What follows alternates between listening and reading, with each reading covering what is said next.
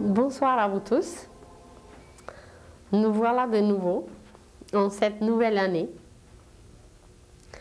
Je souhaite qu'elle soit lumineuse, heureuse et fructueuse pour vous tous. Elle sera sûrement riche, car tout ce que nous vivons présentement est très riche en événements, en initiations, et très bientôt quand nous parlerons des initiations, nous saurons davantage apprécier tout ce qui se passe et à découvrir des événements extraordinaires dans les choses minuscules qui nous entourent. Pour les nouveaux qui n'ont pas entendu ce que nous nous sommes dit déjà, je le répète un peu, même si c'est un peu en retard, que les 12 premiers jours de l'année correspondent aux 12 mois.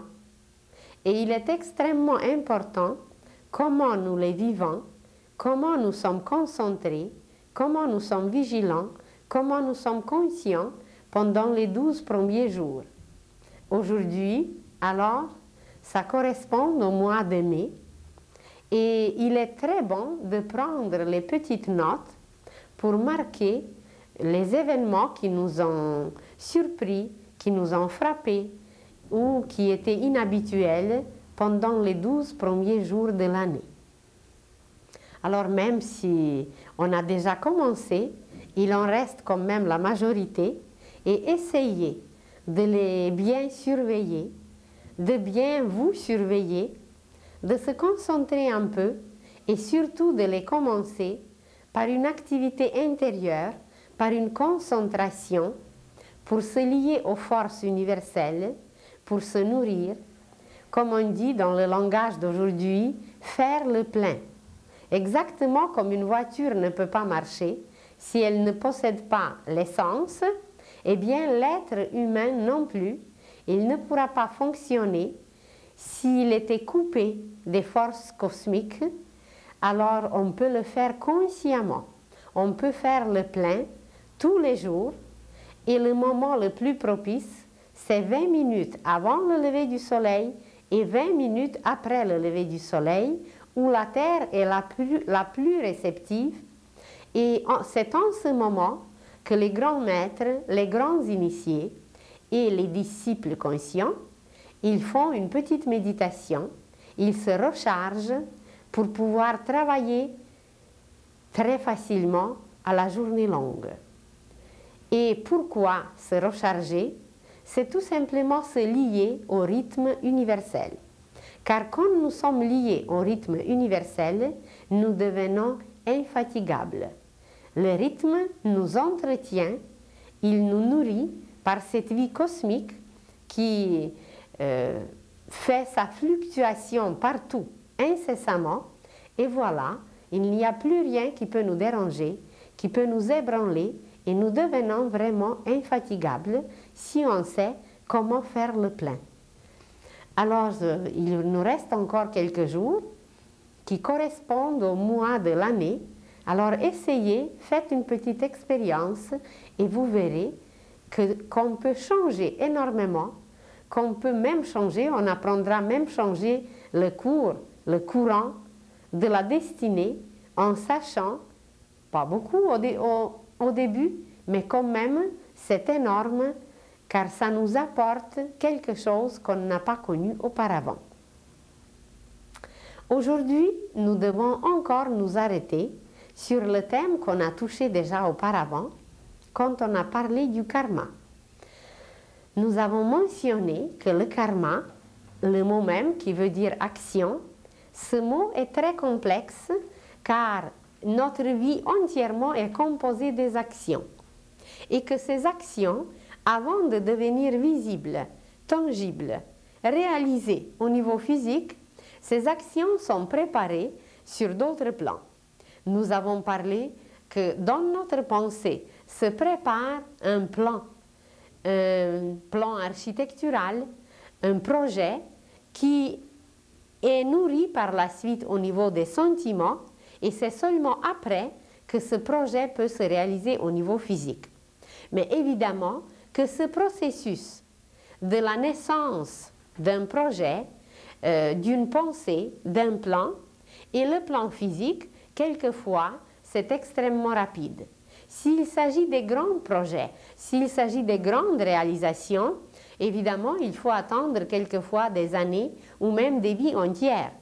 Mais s'il s'agit de quelque chose d'immédiat, que nous avons eu une pensée, que nous voulons réaliser, que vous voulez mettre le sel dans votre soupe, ou que vous voulez aller faire une promenade, ou aller faire des courses, ou accomplir quelque chose immédiatement, c'est instantané. Notre pensée agit immédiatement et nous ne nous apercevons même pas que toute notre action, peu importe combien de temps elle a pris pour naître, pour se réaliser dans le plan physique, toute notre action provoque une conséquence, car elle est une cause. Et de cette façon, il n'y a rien de coupé, il n'y a rien de séparé nulle part, il y a toujours une continuité, il y a toujours une suite, et c'est de ça que nous ne sommes pas conscients.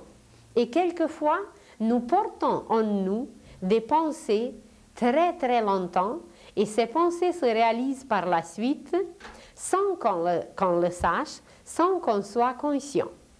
Imaginez par exemple un petit garçon qui était jadis dans une famille assez pauvre où il y avait beaucoup d'enfants. Et évidemment, comme les familles étaient pauvres, il y avait une douzaine d'enfants et c'était seulement une seule de bottes, une seule paire de bottes qui servait à tout le monde. Alors pendant l'hiver, le petit garçon n'avait pas la possibilité de sortir, d'aller voir des amis, d'aller voir la parenté et ceux qui l'aimaient. Et imaginez que ce petit garçon, il aimait surtout sa grand-mère qui habitait quelque part très loin dans un autre village. Alors pendant l'hiver, le petit garçon ne pouvait pas aller la voir. Mais il avait une pensée, il avait un désir tellement fort de contacter à tout prix sa grand-mère parce qu'elle lui racontait des belles histoires, elle lui préparait des bonnes choses à manger. Alors il adorait sa grand-mère, mais il ne pouvait pas la contacter. Mais la pensée de vouloir la contacter, il l'a gardée toute sa vie. Et comme il n'a pas pu réaliser cette pensée dans une vie, on en a parlé du passage que nous faisons après que le corps physique se désagrège. On peut garder nos pensées pour une vie prochaine. Et voilà, il a gardé sa pensée pour une vie prochaine et imaginez qu'il revient pour la vie future. Et comme ses projets ne se sont pas réalisés, il a choisi les conditions pour les réaliser et que voilà, ça a donné Monsieur Bell qui a inventé le téléphone et que tous les enfants maintenant peuvent parler à leur grand-mère qui est loin. C'est un exemple très minime. On pourrait raconter, on pourrait se parler des milliers d'exemples de ce genre où les grands êtres, ou les génies, les inventeurs, les êtres qui sont devenus célèbres, ils ont gardé leurs pensées pour la prochaine vie, puisqu'elles ne pouvaient pas se réaliser dans la vie présente.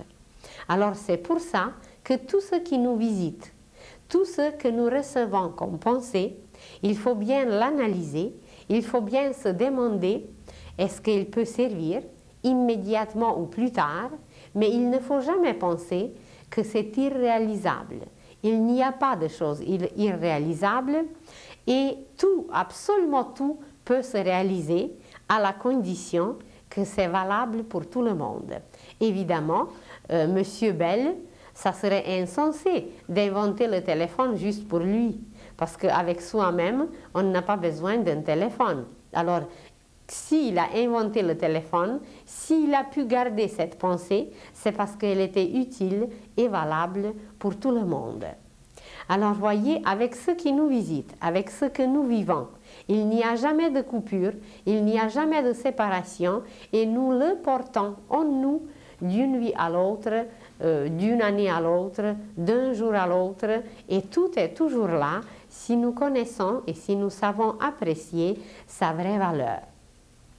Ce lien qui existe en nous, entre les pensées qui nous visitent, d'ailleurs on en parlera très bientôt de la pensée, et vous verrez comment ce processus incroyable de la pensée fonctionne en nous, comment il est puissant et comment il est extraordinaire. Ce processus de la pensée, il nous lie évidemment avec l'univers entier, car il existe des forces, il existe des courants, on en a mentionné à peine, qu'à travers chaque époque, qu'à travers des civilisations et des cultures, il y a des courants spéciaux qui agissent, qui nous influencent, qui nous apportent des nouveautés qu'il faut absolument accepter, s'accommoder à elles et les réaliser. Et plus nous opposons, plus nous ne voulons pas les accepter, eh bien plus nous reculons et évidemment on se retarde et un jour on sera obligé de les accepter car ce courant ou ces courants cosmiques sont toujours plus forts que nous. Et nous sommes liés ainsi non seulement à ce qui se trouve en nous. D'ailleurs, on s'est dit déjà que l'homme en lui-même est un univers et qu'il y a absolument tout en nous et qu'à l'extérieur, ce n'est que le reflet de ce que nous possédons en nous. Vous allez dire, oui, mais quand on regarde le ciel étoilé, ce n'est pas possible que nous possédons tant d'étoiles en nous. Eh bien, c'est très possible, car nos cellules, en réalité, ce sont des petites étoiles. Ce sont des petites étoiles. Dans chacune de ces étoiles, il y a un petit prisme qui doit briller, un petit cristal, qui doit briller exactement comme une étoile. Il n'est pas arrivé peut-être encore à cet état d'éclat, mais il va arriver. Et si ces cellules sont un tout petit peu moins grandes, ça ne fait rien. C'est par la loi d'analogie que l'univers entier se trouve en nous. Donc, ces étoiles petites ou grandes, elles restent toujours les étoiles. Vous prenez une goutte de l'océan et cette petite goutte de l'océan représente l'océan au complet, car elle a les mêmes propriétés, les mêmes qualités, elle est composée des mêmes éléments que l'océan entier. Alors, on n'a pas besoin de l'océan entier, on a besoin juste d'une goutte pour connaître l'océan. Alors, de cette façon, en nous, il y a des petites gouttelettes, des petites étincelles qui représentent l'univers entier. Et puisque nous parlons de l'action, donc aucune de nos actions n'est séparée de l'action universelle. Et quelle est cette action universelle, irrésistible, qui a toujours été, qui est toujours et qui sera toujours?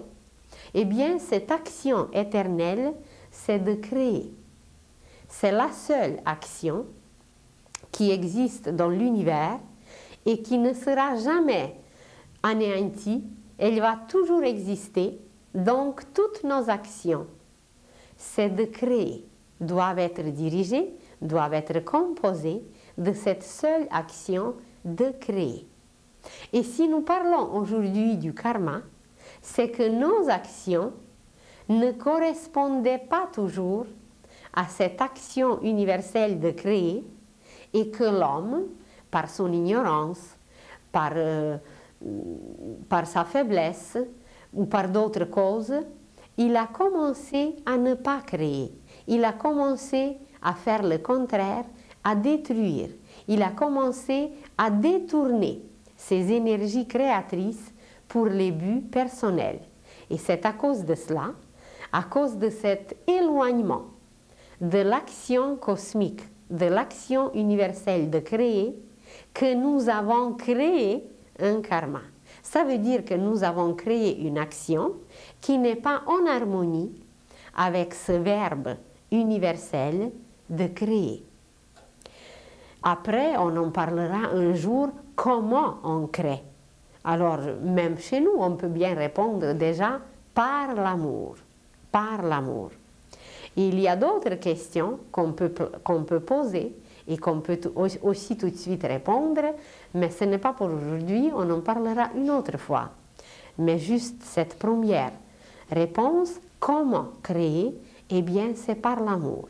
D'ailleurs, la procréation dans notre monde se fait aussi par l'amour. Alors, si nous parlons du karma, c'est qu'il y avait à un certain moment un discorde, un désaccord, une inharmonie qui était faite et que l'homme a détourné, déformé, transformé cette action primordiale de créer. Il a cessé de créer et il a commencé à inventer d'autres choses qui ne correspondaient pas toujours à la création. Et dans l'univers entier, puisque nous sommes un univers, ça veut dire que si ce karma qui est une action éloignée du but, détournée, si en nous le karma existe, c'est que le karma doit exister aussi dans l'univers, puisque nous sommes un univers. Alors à l'extérieur de nous, ce karma, cette action détournée existe aussi. Et dans ce cas, il se crée un karma tout simplement universel. Nous avons parlé du karma personnel qui nous lie à nos propres actions, qui ont causé aujourd'hui des conséquences dont on n'a aucune idée pourquoi c'est ainsi, mais il y avait une cause que nous avons créée. Ceux qui étaient là, ceux qui nous ont écoutés, on en a parlé d'une fille ravissante qui est violée aujourd'hui. Et que cette fille ne trouve pas la réponse. Comment se fait-il qu'à elle, une fille, la fille d'un médecin, la fille qui étudie, la fille qui est si belle, comment se fait-il que quelque chose de semblable a pu lui arriver? Et quand on regarde d'où ça vient, eh bien, on trouve les causes que c'est elle-même qui a provoqué, que c'est elle-même qui a violé dans le passé celui qui l'a violé aujourd'hui. Car celui qui l'a violée, c'était une femme. Et l'enfant qu'elle a tué jadis, eh bien, elle doit donner aujourd'hui la vie à cet enfant. Mais là, il s'agit d'un karma personnel. Ça veut dire, au lieu de créer, elle a tué, elle a abusé, elle a fait quelque chose qui n'était pas en accord avec la circulation, avec le rythme de l'univers universel. Après, on a dit que quand même, nous sommes liés avec notre famille et qu'il existe un karma familial. Et c'est à travers le karma familial que nous apprenons à servir. Et comme au niveau physique, sur le plan physique, nous avons besoin de parents, alors souvent, les enfants d'aujourd'hui qui ont bien servi certains gens, ces gens peuvent devenir leurs parents parce qu'ils leur serviront pour leur offrir un corps, pour leur bâtir un temple qui est le corps physique. Alors après, nous sommes très liés avec l'action familiale, avec le karma familial et à travers les tribus de jadis, par le sang même, nous sommes extrêmement liés au niveau familial à un esprit familial. On en a parlé, qu'on a formé un égrégore de famille qui est devenu aujourd'hui extrêmement fort. Après le karma familial, on s'est dit qu'il existe un karma national, car nous naissons quand même dans un pays, et que dans chaque pays, il y a un terrain, il y a un tempérament que nous héritons, et ce tempérament nous sert de sol sur lequel se bâtit par la suite le caractère. Nous cultivons nos propres vertus, nos propres qualités sur un sol qui est tempérament, mais ce tempérament nous est donné, nous est offert par le peuple, par la nation, par le pays où nous sommes nés. Et par la suite, on s'est dit que, comme il n'y a rien de séparé évidemment, qu'il existe le karma planétaire.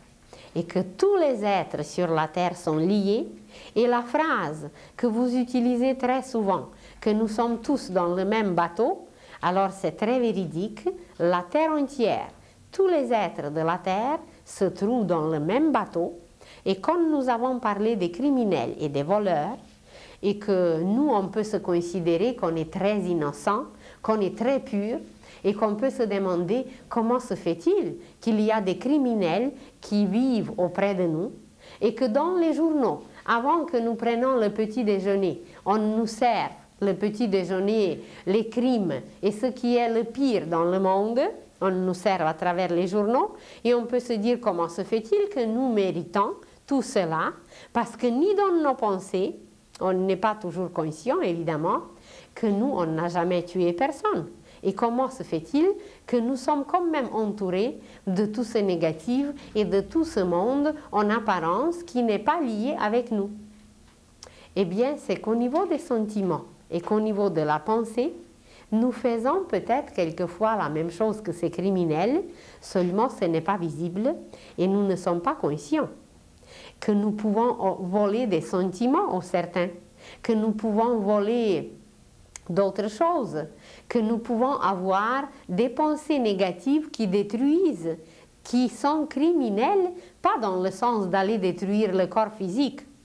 Mais vous dites, imaginez une amie qui vous raconte, elle est enthousiasmée pour un projet. Et elle vous raconte son projet et vous lui dites, après avoir écouté, vous lui dites, mais c'est impossible. Tout simplement, vous avez dit juste un mot. Et imaginez que vous avez tué son projet. On n'a jamais pensé que par des paroles comme ça, par des paroles qu'on s'exclame si souvent, c'est épouvantable. Par des paroles impossibles, épouvantables, on détruit énormément. Et on a tué son projet, on ne l'a pas tué elle physiquement, mais on a tué son projet. Donc, nous avons quelque chose de commun avec les criminels qui nous entourent. Et quelquefois, il y a des criminels au niveau de la pensée qui sont beaucoup plus grands, qui sont beaucoup plus dangereux que les criminels au niveau physique. Parce que ceux qui ne sont pas visibles, eh bien, pendant toute leur vie, ils ne font que des crimes et puis ils ne sont jamais punis en apparence. Évidemment, ça leur reviendra, il n'y a rien qui peut passer comme ça.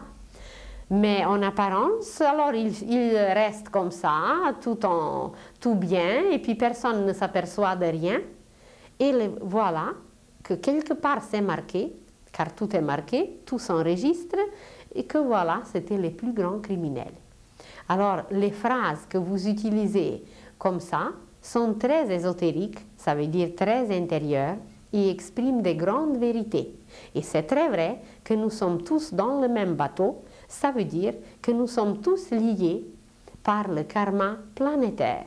Car ce qu'un peuple produit par la pensée contre un autre peuple, eh bien ça va lui revenir et on entraîne, les uns entraînent les autres et que voilà, la même pensée de la destruction par la suite circule partout. Et la Terre entière est entraînée dans la Première Guerre mondiale, dans la Deuxième Guerre mondiale et peut-être, espérons quand même que non, dans la Troisième Guerre mondiale. Alors nous sommes tous liés par un karma planétaire, mais ça ne s'arrête pas là. Comme nous sommes un univers en nous-mêmes, il existe un autre karma qui est le karma universel qui nous lie aux forces de l'univers. Et comme je vous l'ai dit, pourquoi le karma a été provoqué?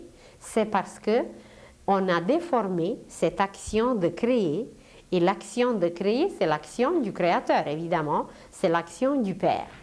Alors, si on veut faire autre chose, si on veut s'opposer à cette action primordiale de créer, eh bien, c'est qu'on se coupe de la lumière et qu'on n'est pas ressourcé par la suite. C'est comme si un bon père qui a un fils désobéissant, eh bien, il ne va pas le chasser nulle part. Mais ce fils désobéissant, il va se punir lui-même, c'est que il ne sera plus le même membre de la famille qu'auparavant. parce qu'il transgresse certaines choses. Alors jadis, ça fait très très longtemps, dans l'univers, il est arrivé quelque chose qui a provoqué un karma universel entre nous, les humains, et une autre catégorie d'êtres qui habitent dans l'univers.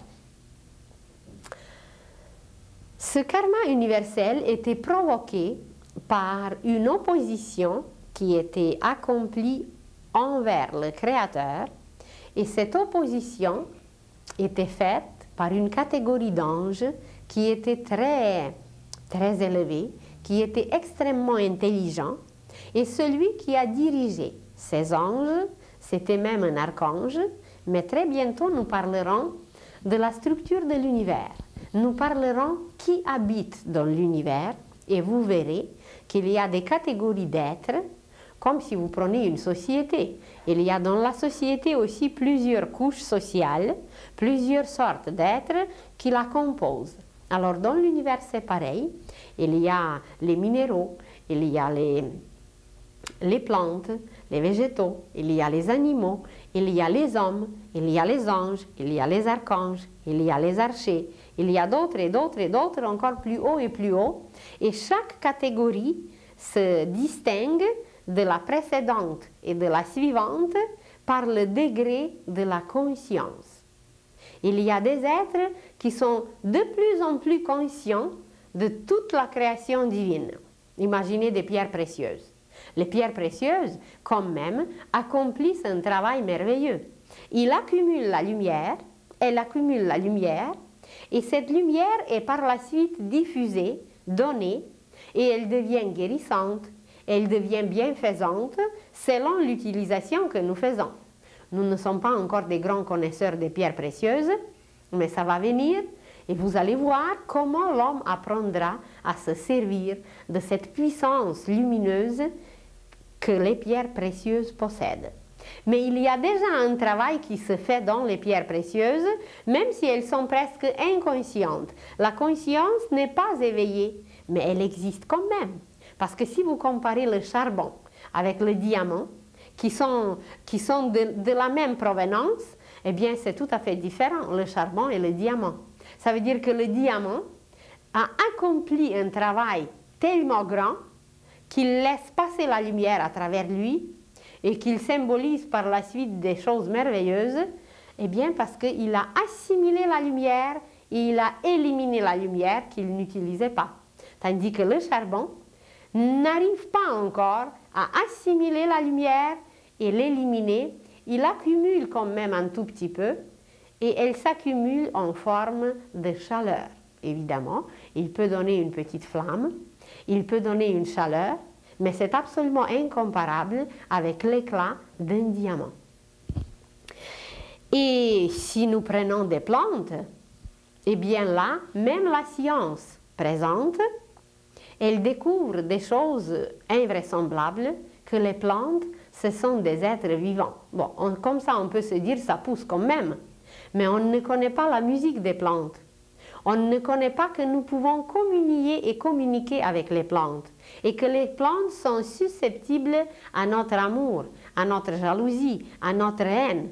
Plantez deux avocats ensemble et aimez beaucoup un et aimez moins l'autre, eh bien vous verrez que l'autre va périr par jalousie, par le manque d'amour, par le froid, par une sensibilité qui existe en lui.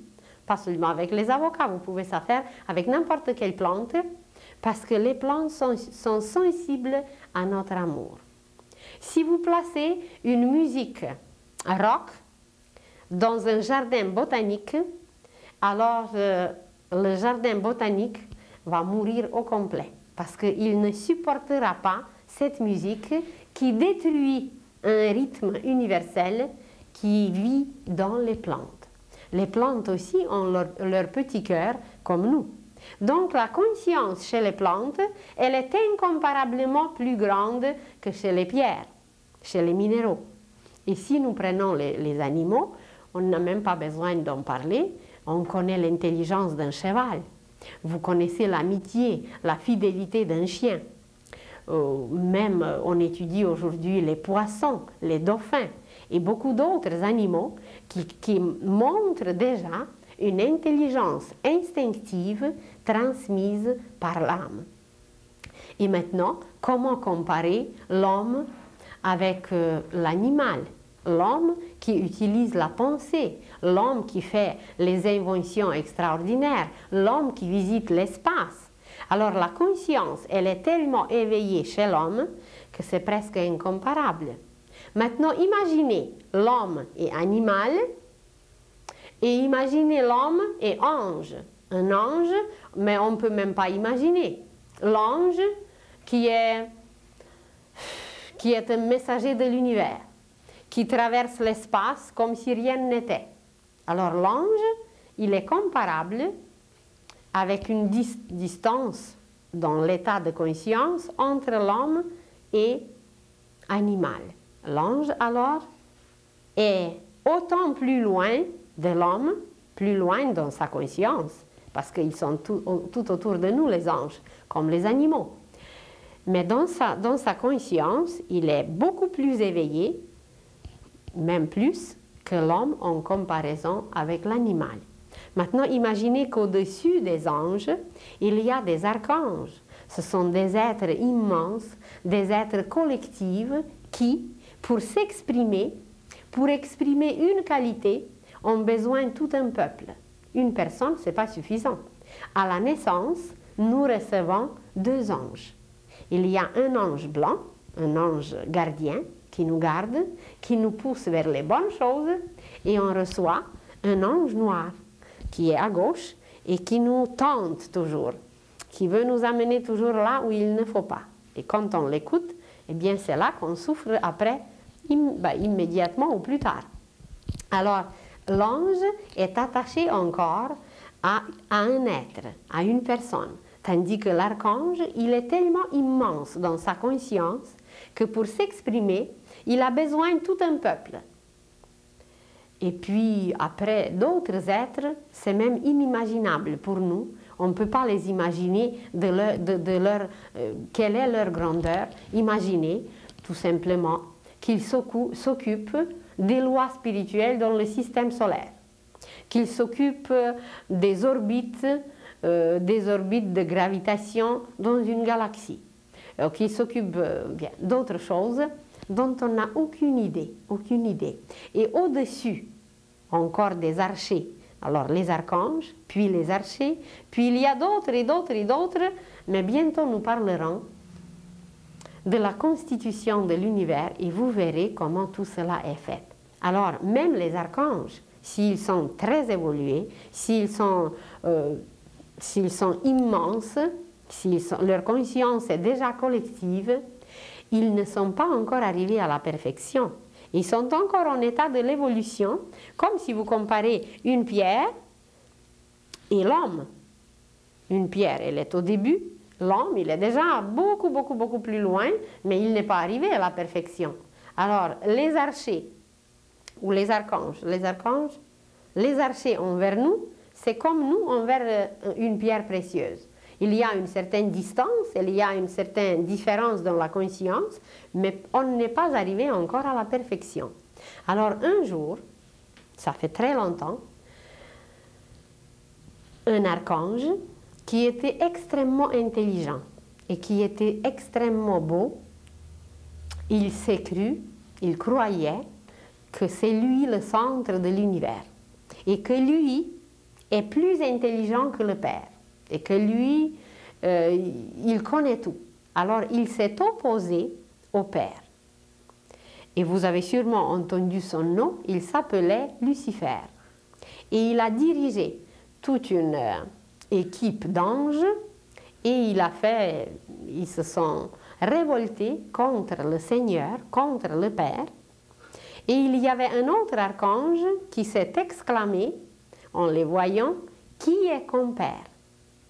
Et quand le Père l'a entendu, il a dit, à partir de maintenant, on va t'appeler Michael.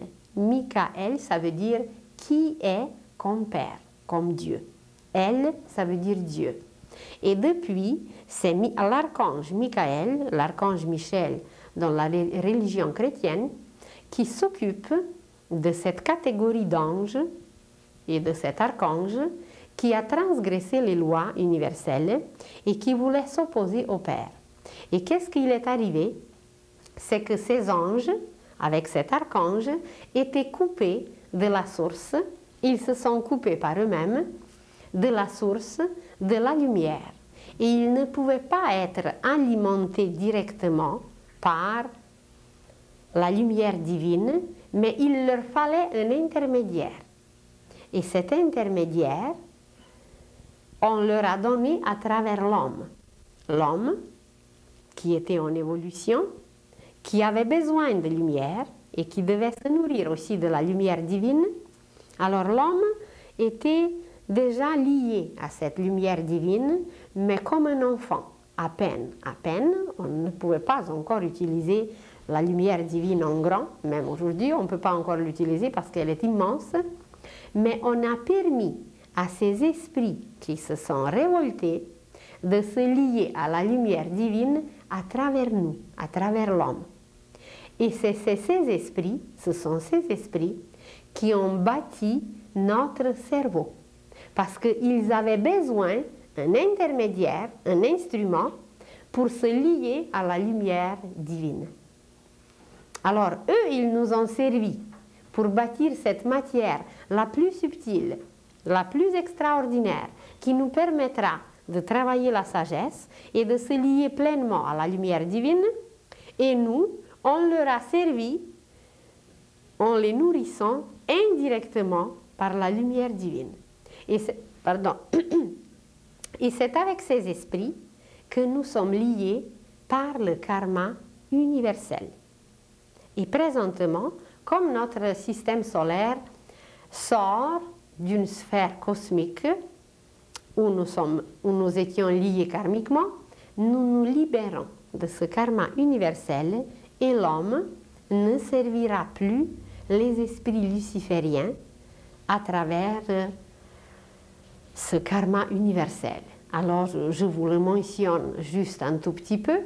Ceux qui connaissent les livres de Rudolf Steiner, qui était un grand initié au début de notre siècle, Rudolf Steiner, il explique beaucoup plus en détail. Alors, ceux qui veulent approfondir cette question, dans ses œuvres, il donne beaucoup de détails sur ce travail des forces opposées en nous, car ces forces opposées se trouvent en nous. Si d'autres veulent lire sur le bien et sur le mal, vous allez trouver les explications extraordinaires dans les œuvres d'Abraham Mikhaël Ivanov sur le bien et sur le mal. Alors, on en parlera nous aussi, mais plus tard. Qu'est-ce qu'est le bien? Qu'est-ce qu'est le mal? Comment les comprendre? Nous aurons 1, 2, 3 ou même plus conférences ici sur le bien et sur le mal, mais aujourd'hui nous les mentionnons seulement dans cette attache karmique universelle que nous avons avec ces esprits qui sont appelés les esprits lucifériens, qui se sont opposés aux lois universelles, à la création, qui ont déformé même l'action cosmique au niveau universel et qui ont provoqué un karma universel. Et comment nous sommes impliqués dedans, c'est qu'on les a servis, nous qui étions à un état enfantin, on les a servis en leur permettant d'utiliser notre cerveau, notre intellect. Évidemment, ils l'ont bâti, mais aussi dans leur intérêt parce qu'ils l'avaient besoin pour s'alimenter de la lumière divine. Ceux qui ont étudié un peu davantage cette question, alors ils sont au courant de beaucoup d'autres choses, qu'il y a en nous les forces lucifériennes qui agissent et il y a aussi en nous des forces ahrimaniennes. Je le mentionne seulement pour ceux qui s'intéressent davantage. Ce sont les forces opposées qui agissent en nous et qui nous entraînent constamment dans un karma. Et aujourd'hui, pour nous, l'époque est extrêmement décisive, car c'est aujourd'hui que nous allons nous libérer de tous ces karmas, que nous allons complètement être libres et que nous allons devenir un être créateur. Dès qu'on est libéré du karma, c'est là que nous devenons créateurs, c'est que nous nous rallions ça, à cette action universelle de créer. Et chaque fois que nous détruisons quelque chose par notre geste, c'est que nous accomplissons encore une action karmique. Et chaque fois que nous créons quelque chose, quand nous devenons créateurs, c'est que nous sommes liés aux forces créatrices universelles. Et quand nous parlerons de la pensée, vous verrez à quel point nous sommes capables de nous libérer du karma, parce que dans la pensée, nous pouvons être créatifs déjà. Nous pouvons faire des exercices par la pensée et créer. Créer la beauté, créer la bonté, créer la générosité, créer tout ce qui est le plus merveilleux et le plus beau, et le diffuser, le donner, le divulguer par le monde entier, à travers l'univers entier même. Alors c'est dans la pensée qu'aujourd'hui, nous sommes capables de nous libérer déjà de tous ces liens karmiques. Et quand nous le faisons dans la pensée, c'est que notre cerveau ne sert plus les esprits lucifériens. Et dans ce cas, nous sommes complètement liés à la circulation universelle, au rythme universel, et que nous devenons un être joyeux, un être de paix, un être vivant. Et tout ce que Jésus nous a dit, qu'on va devenir comme ça, ou qu'on va devenir comme ça, ou comme ça, c'est que nous sommes capables de l'accomplir présentement à travers ce changement dans la pensée, en nous libérant de ce karma universel, en nous libérant des esprits lucifériens. Quand nous parlerons de la pensée, vous verrez à quel point l'intellect humain est encore dans les griffes, dans les étaux de ces esprits, parce que c'est dans leur intérêt de nous garder pour eux. Autrement, il faut qu'ils aillent chercher ailleurs la lumière, et d'une autre façon. Et ils se sont tellement habitués à travers nous qu'ils ne veulent pas laisser l'intellect humain de le libérer, et c'est pour ça que nous voyons tant de destruction dans le monde. Et ce n'est pas encore fini. Il n'y a de toute façon rien à prédire. C'était prédit depuis longtemps. Si vous lisez Nostradamus, si vous lisez le prophète Daniel, si vous lisez d'autres qui ont parlé, comment ça va être présentement, si vous lisez seulement l'Apocalypse. C'est très, très bien décrit. Alors ce combat, mais ce combat intérieur d'abord, sera tellement grand, bien que l'être humain, s'il ne prend pas une décision vraiment finale et absolue, bien, il sera anéanti. Et alors, c'est maintenant cet événement heureux qui nous arrivera, si nous le voulons évidemment, c'est que nous nous libérons du karma universel. Et une fois libérés du karma universel, eh bien, automatiquement, nous nous libérons du karma planétaire, du karma national, du karma familial et même du karma personnel, et nous devenons un être libre. Je le souligne, libre, car très bientôt nous parlerons de la liberté. Pourquoi le mot libre est si important? Et quand on va parler des écoles initiatiques, vous verrez à quel point ce mot libre est important. Nous avons des petites habitudes qui nous enchaînent. Nous avons des habitudes tellement mauvaises que nous sommes esclaves de ces habitudes.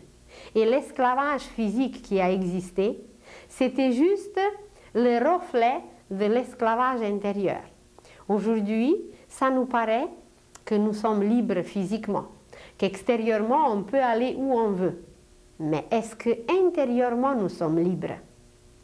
Il y avait un archimilliardaire américain qui possédait des richesses inouïes, et quand il était un peu plus âgé, il a tellement abusé de tout qu'il ne pouvait plus rien manger, qu'il avait je ne sais pas combien d'opérations d'estomac, et la seule chose qu'il pouvait manger, c'est la soupe d'avoine. Et quand il écrivait ses mémoires, il disait, eh bien, je dois avouer avec le regret qu'avec tout ce que le ciel m'a donné, je suis arrivé à mener une vie de cheval. C'est probablement à cause qu'il pouvait manger seulement la soupe d'avoine, parce que l'avoine, c'est la nourriture des chevaux. Alors, heureusement qu'il est devenu quand même conscient qu'avec toutes les possibilités inouïes que le ciel lui a données, parce que tout ce que nous avons, c'est le ciel qui nous donne, qu'il était au moins conscient qu'il n'a rien fait, n'a absolument rien fait. Il s'est enchaîné et il est devenu esclave. Et le fait qu'il ne pouvait plus rien faire, ni rien manger, ni avoir la santé, ni avoir la joie, eh bien, c'est qu'il était un esclave complet. Il y avait un autre, il n'était pas archi-milliardaire, il était juste millionnaire. Lui, je ne me rappelle plus de nom, mais il était marié 5 fois et à 72 ans, il n'y avait personne dans son entourage qui l'aimait, même pas son chauffeur. Ses femmes, évidemment, ils l'ont quitté depuis longtemps, les 5. Et puis, c'est probablement dans cette solitude où, avec toute sa richesse, il devait constater que personne ne l'aime, il disait, eh bien oui, je dois regretter qu'avec tout ce que j'avais, je n'ai jamais acheté une fleur à aucune femme. Moi, j'en suis certaine qu'il aurait pu vivre des années et des années dans la joie s'il avait distribué comme ça des fleurs. Parce que des fleurs, c'est une magie.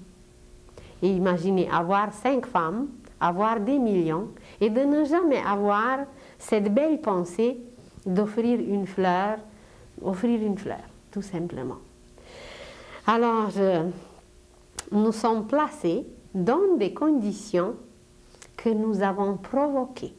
Et il n'y a jamais personne qui est coupable de notre situation. Même si ça nous paraît que c'est un tel qui est coupable, ou c'est le directeur, ou que c'est notre mari, ou c'est quelqu'un d'autre, ce n'est jamais, jamais personne.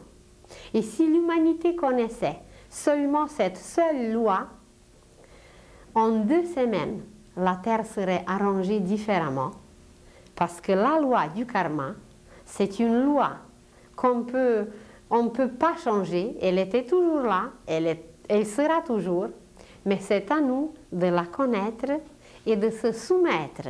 Et quand nous nous soumettons, eh bien c'est que nous sommes libres. Vous prenez un cas le plus ordinaire dans notre monde. Vous avez pris une empreinte à la banque. Eh bien, quand on ne paye pas, ben, on nous le demande. Nos rates, ou je ne sais pas comment vous le dites, mais il faut les payer. Et si on ne le fait pas, on saisit d'autres choses. Et si on a d'autres choses, ben, ça peut aller jusqu'à prison. Alors pourquoi c'est ainsi pour les choses qui sont visibles, qui sont là, et pourquoi ça serait autrement sur le plan spirituel? C'est que partout, l'équilibre doit être gardé, l'harmonie doit être gardée, et si nous on abuse, on exagère, on débalance, on ne paye pas ce qu'on doit, eh bien on vient le chercher, on vient nous chercher, et voilà, tout revient par la suite à sa place. Alors présentement, c'est l'homme lui-même qui va se libérer du karma universel et de tous les autres karmas, et celui qui nous a ouvert le chemin pour se libérer, eh bien, c'est Jésus, parce qu'on s'est dit déjà qu'il a apporté les courants d'amour. On a dit que le karma existe parce qu'on a déformé l'action de créer, et comme on s'est dit que pour créer, comment on peut créer, c'est par l'amour, alors Jésus nous a apporté le moyen, et le moyen, c'est l'amour. Alors c'est par l'amour que la terre va être arrangée, c'est par l'amour que tout va être corrigé, c'est par l'amour que notre karma sera payé, que tout sera bien arrangée, harmonisée, et que la Terre va continuer sa nouvelle période, sa nouvelle époque, avec une splendeur, avec une ampleur, avec un enthousiasme qu'on n'a jamais connu auparavant. Et cette décision, comment corriger, comment arranger, comment payer, comment s'en sortir, ben ça dépend de nous. Et comment? C'est par l'amour. C'est le seul moyen pour abolir le karma, pour supprimer le karma, pour payer le karma, pour tout ce qu'on veut. C'est de corriger nos mauvaises actions, c'est seulement par l'amour. Quand on s'est parlé du karma familial, vous vous rappelez peut-être de l'exemple qu'on s'est dit, c'était un couple qui vit aujourd'hui, mais dans le passé, c'était deux adversaires. Et ces deux adversaires se sont transpercés jadis, mais aujourd'hui, ils ne vont plus encore faire la guerre, ils n'iront plus encore sur un champ de bataille pour se transpercer de nouveau, pour finir le karma. Aujourd'hui, ils peuvent le faire par l'amour. Que le mari, qui était celui qui était la cause de la mort de l'autre jadis, tout d'un coup, aujourd'hui, voilà, il tombe malade et un de ses reins est affecté. Alors, on lui enlève un rein et voilà, après un certain temps, comme l'autre est surchargé, etc., eh bien, il y a le danger d'enlever l'autre. Mais sa femme, par l'amour, elle offre son rein. Et voilà, la transplantation est faite, tout marche bien, l'organisme l'a accepté, et voilà, son mari peut continuer à vivre, à évoluer, à apprendre, etc., grâce à ce fait d'amour de sa femme qui a réglé un fait karmique, mais par le moyen de l'amour.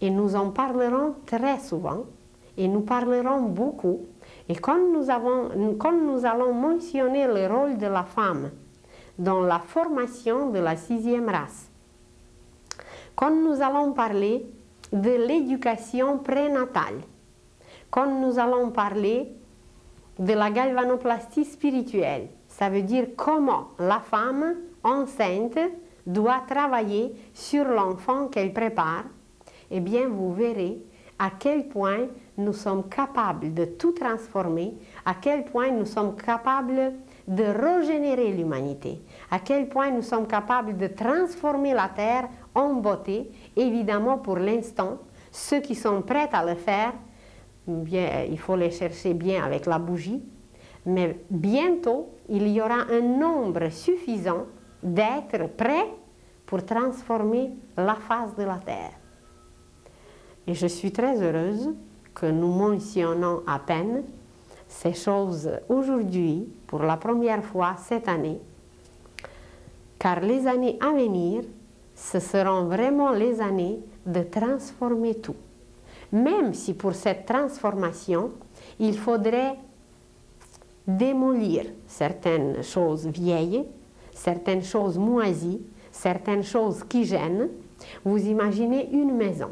Vous avez une maison, mais cette maison n'a pas de chauffage central, elle n'a pas d'installation d'eau, elle n'a pas de téléphone, elle n'a rien, elle n'a pas de plancher. C'est une vieille maison et vous aimeriez d'avoir une nouvelle.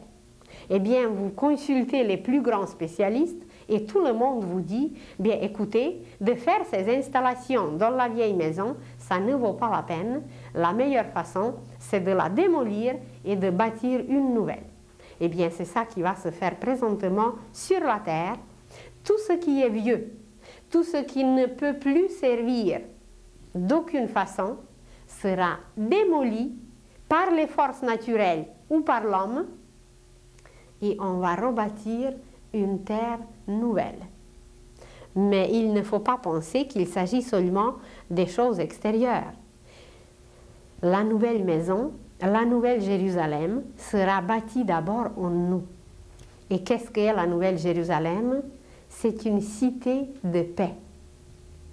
Alors en nous, nous serons tellement libérés de toutes nos attaches matérielles que nous allons installer en nous d'abord cette paix, cette cité de paix, avec des qualités qui vont sortir, qu'on va cultiver, qu'on va les réaliser, et à travers ses qualités, à travers ses réalisations, nous allons changer la face de la Terre. Et d'ici quelque temps, vous le verrez tous et vous verrez à quel point c'est réel, car nous y participerons. Peut-être pas tous, parce qu'on ne peut forcer personne. Ça va dépendre de chacun de nous à quel point on voudra s'engager et à quel point on voudra participer à ce travail grandiose où la planète va devenir un être adulte au niveau cosmique et où l'homme va devenir un citoyen cosmique universel. Alors, je vous remercie beaucoup pour aujourd'hui. Je vous souhaite encore une fois une année pleine de lumière, pleine d'amour, de paix, d'harmonie.